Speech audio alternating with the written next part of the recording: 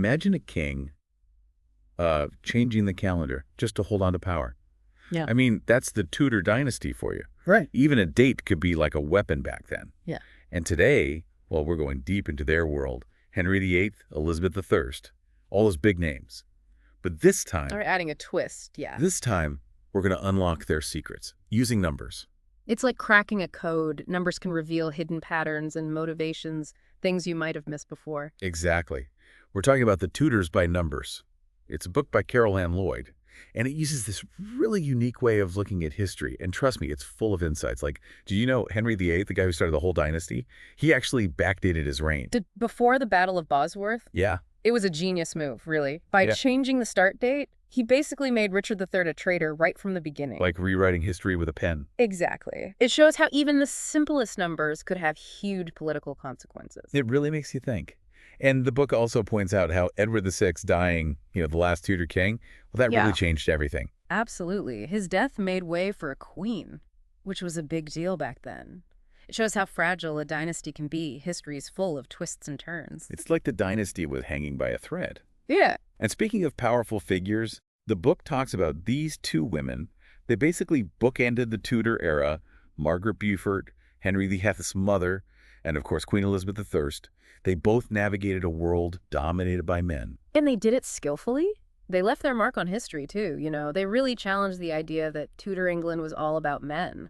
It's fascinating to see how they had power and influence despite the limitations they faced. It's a reminder that power can be expressed in so many ways, Mm-hmm. even when society tries to push women aside.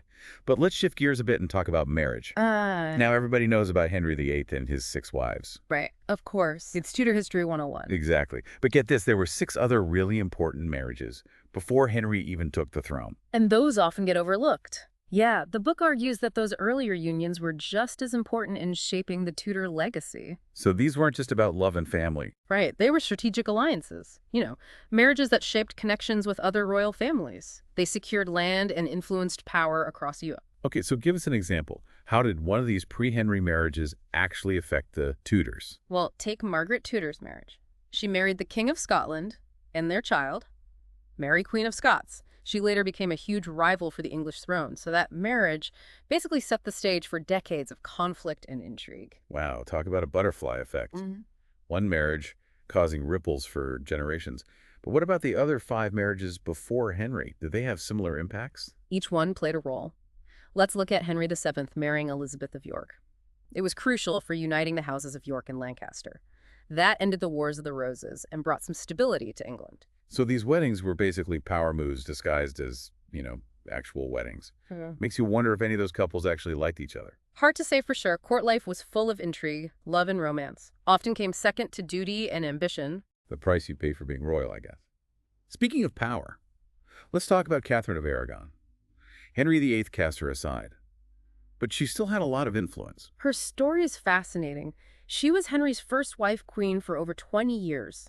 But then he dumps her for Anne Boleyn. Even after their divorce, Catherine's presence was felt. You could feel the tension. But what's really interesting is what the book says about her influence on Henry. It wasn't just about their relationship. Her beliefs shaped his reign too. She was a devout Catholic. Her faith is thought to have influenced Henry's hesitation to break from Rome. It was a pivotal moment. That delay actually shaped the English Reformation. Wow. One woman's faith changing the course of history. Amazing. Speaking of fascinating figures, let's talk about Edward VI. Yeah. Henry's son. He didn't rule for long, but his story is really interesting. The book mentions his diary. It's surprisingly unemotional, like a clinical account of his time as king. It's true. It offers a unique glimpse into the mind of a young king, raised in that crazy Tudor court. His description of his own uncle's execution, it's chillingly factual, he wrote. And so the Duke of Somerset was brought to the scaffold. No emotion, just observation. Hard to imagine a teenager writing like that. Any ideas why his diary is so detached? Some historians think it reflects how he was raised. He was prepared to be king from a young age. Always surrounded by politics and scheming, he might have developed a more guarded and pragmatic personality. Makes you think about the pressure of growing up like that.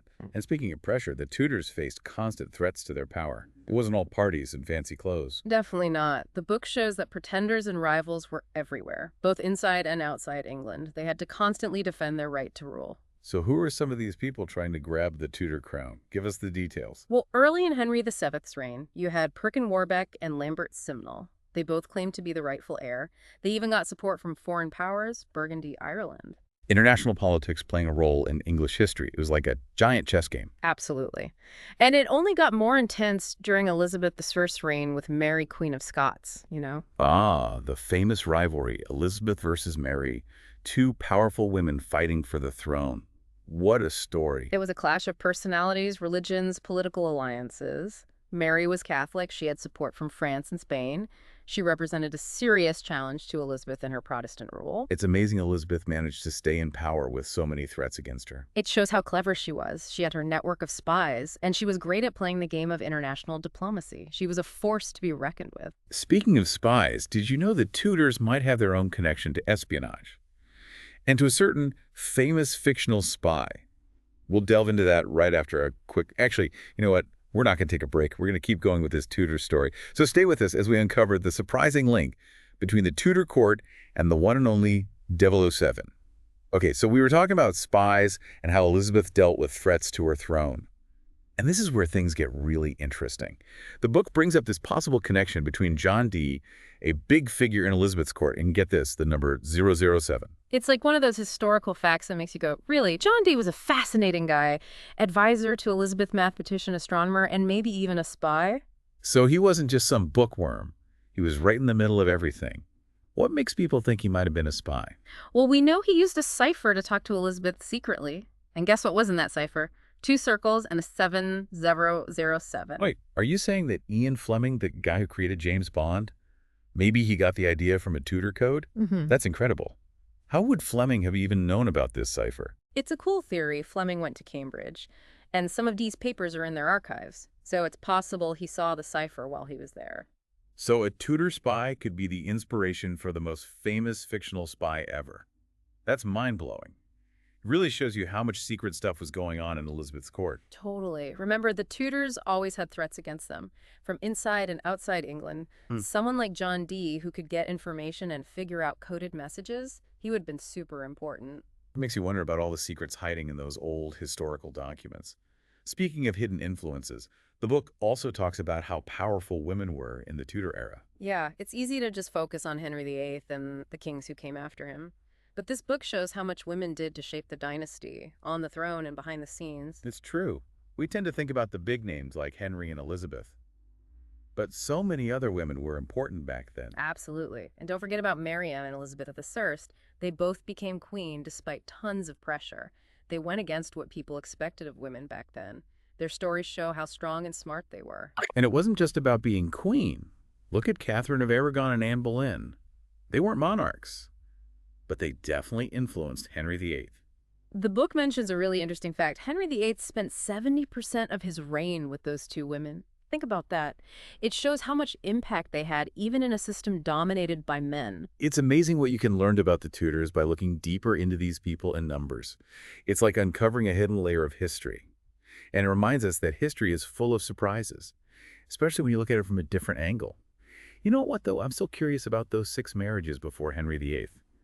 The book mentions them, but we haven't really talked about them in detail. You're right. They were super important for building the Tudor dynasty. Those early marriages created alliances. They secured territory and ultimately shaped English politics.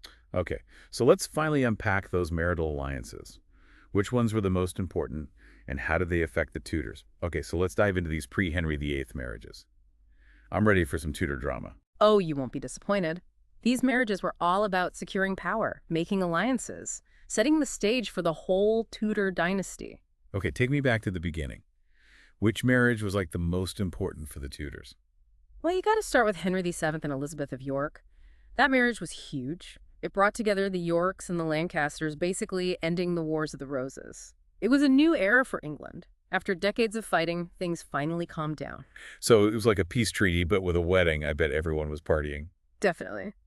But it wasn't just about the party. This marriage also made Henry VII's claim to the throne stronger. By marrying Elizabeth of York, he kind of combined the 2 rival claims. He became the first Tudor king, and it stuck. One marriage changing history. It's amazing. Oh. But what about the other pre-Henry marriages? Were they just as important? Yeah, each one had a big impact. Like Henry VII's daughter, Margaret Tudor. She married the King of Scotland. The idea was to keep the peace between the two countries. Seems like a good plan. Did it work? Well, at first, yeah. But there were consequences that came back to bite the Tudors later. Margaret had a son, James V, and he had Mary, Queen of Scots. And she became a huge problem for Elizabeth I, like we talked about before. She wanted the English throne. So one marriage had effects for generations. It shows you how even the best plans can go wrong. But there are a few other pre-Henry marriages, right? What were their stories? Each one was complicated and helped shape the dynasty. Like Henry VI's younger son, Arthur. He married Catherine of Aragon. It was a big deal. Catherine's parents were the king and queen of Spain. So this marriage was meant to create a strong It was alliance. a total power move. Yeah. But didn't Arthur die pretty young? So what happened to Catherine? Yeah, he died soon after the wedding. But they wanted to keep the alliance with Spain going. So Catherine was betrothed to Henry VIII, Arthur's younger brother. And we all know how that turned out. Henry VIII's divorce from Catherine led to England breaking away from the Catholic Church. It's crazy how these early marriages had such long-lasting effects on the Tudors. They weren't just about love and family. They were political moves with huge consequences. That's exactly it. And it shows that to really understand the Tudors, you got to look beyond the big names and events. You got to see the smaller details, the marriages, the numbers. That's where you find the real story. So true. And that John Dee and James Bond connection is still blowing my mind. It's like finding a secret message in history. It makes you want to learn more about the Tudors and uncover those hidden connections. That's what makes studying history so fun. It's all about discovering new things and changing how we think about the past. Absolutely. So as we wrap up this deep dive into the Tudors by numbers, what's the one thing you want listeners to remember? What number or insight from the book really stands out? I think the big takeaway is that the Tudors were more than just dramatic personalities. They were really strategic and clever. They knew how to use numbers to their advantage, whether it was changing dates to rewrite history or arranging marriages to stay in power. I love that. It's like seeing the behind-the-scenes work that built this dynasty. Exactly. Yeah. It reminds us that history isn't just names and dates. It's about people making decisions and facing different situations. And sometimes the numbers tell the most interesting story. So listeners, what number from Tudor history sticks with you after this deep dive? Maybe it's 6 for Henry VIII's wives or those important pre-Henry marriages. Or maybe it's 118, the number of years the Tudor dynasty lasted. Share your thoughts with us on social media and subscribe to The Deep Dive for more awesome explorations of history, science, and everything in between. Until next time, keep diving.